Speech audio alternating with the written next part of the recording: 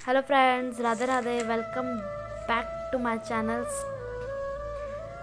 हम इससे पहले वाली वीडियो में या सीरीज़ में पढ़ रहे थे हिस्ट्री ऑफ उत्तराखंड के हमने तीनों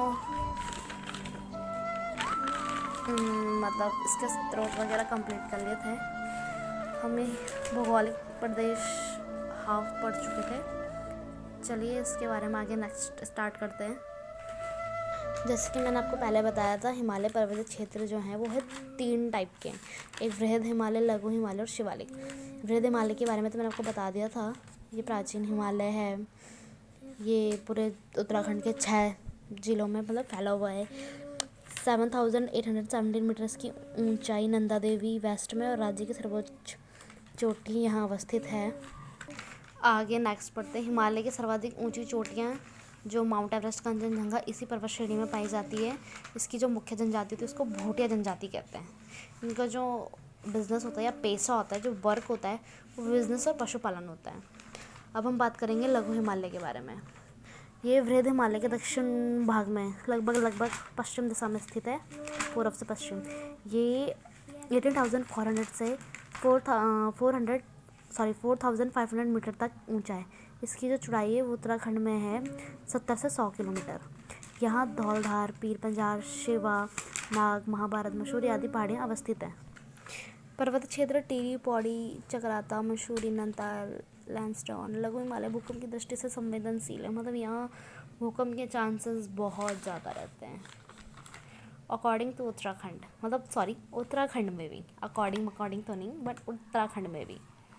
उत्तराखंड हिमालय का वह भाग है जहाँ शैल परतें बहुत ज़्यादा वलीत है, या कि शैल समूह जो भी है। पहाड़ की ढालों में वनस्पति अनेक कारणों से समाप्त हो गई हैं, जिससे शैल के ऊपर की अवक्षय शैल समूह गुरुत्वाकर्षण के कारण स्वयं भी नीचे खिसकना शुरू हो रहा है। मतलब हिमालय क्या है, नीचे खिसकना शुरू हो रहा है।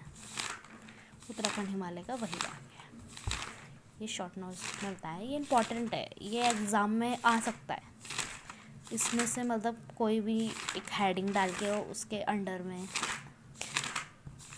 जो भी है वो तो क्वेश्चन देने वाले की मर्जी है। अब हम बात करेंगे शिवालिक। ये लघु हिमालय के पश्चिम में। इसकी जो ऊंचाई है वो 700 से 1800 मीटर है। इसकी जो चौड़ाई है वो 10 से 20 किलोमीटर है। शिवालिक श्रेणी हिमालय की अन्य श्रेणियों से छोटे आकार की होती है। इसको सब हिमालयस भी कहते हैं। यहाँ जो पाए जाने वाले खनिज, चूना, पत्थर, बलुआ, संगमरमर, जिप्सम, ये सब सैल में शामिल होता है। हिमालय के इसी भाग में जीवाश्म पाए जाते हैं। ठीक है, ये तो पर्वत चोटियाँ हैं।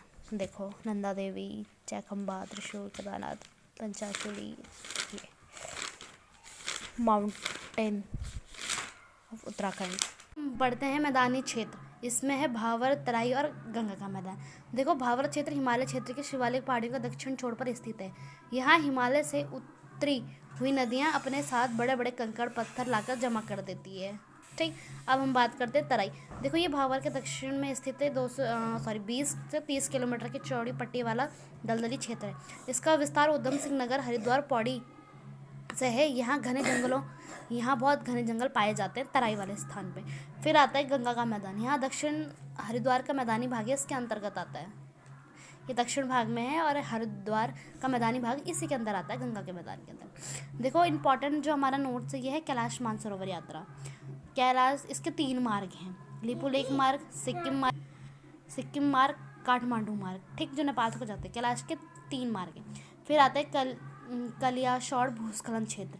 ये श्रीनगर और रुद्रप्रयाग के मध्य है। टिफिन टॉप, ये उत्तराखंड के नैनीताल जिले में है। झीलों के घिरे होने के कारण नैनीताल को लेक डिस्ट्रिक्ट भी कहा जाता है। उत्तराखंड का पामीर, दूधातौली को उत्तराखंड का पामीर कहा जाता है। ये पौड़ी गढ़वाल के थैलीसैंड के पास है। ठीक है फ्रेंड्स, नेक्स्ट हम कल पढ़ेंगे। ये सीरीज़ हमारे यहाँ पे कंप्लीट होती है।